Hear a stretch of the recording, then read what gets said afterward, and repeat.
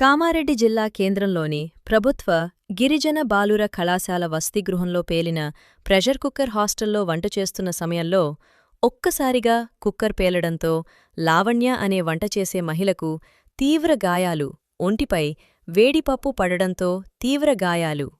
చికిత్స నిమిత్తం కామారెడ్డి ప్రభుత్వ ఆస్పత్రికి తరలింపు.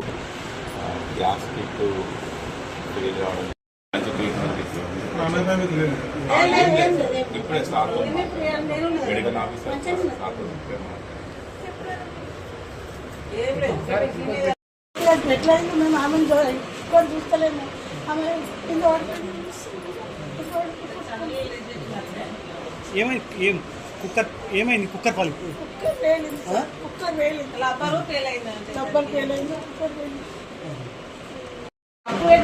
విజిల్ వచ్చింది అలాడొకటి ఒక విజిల్ కడికి మరి వేయింది ఒక విజిల్ వచ్చిందని వేయింది. నేను అన్నమని ఇట్లా వచ్చిన ఒక పెట్టుకుందా ఒక విజిల్ కాగానే అక్కడ పోతుంటే సరే అమ్మ అని పెట్టిన. అది రబ్బర్ కొంచెం ఫెయిల్ అయినట్టుంది, పట్టుకొని కరెంట్ అనుకున్నాం అసలు. అది మీరు తీసుకుంది పప్పు పట్టుకోవడం, మీరు తీసుకుంది సార్.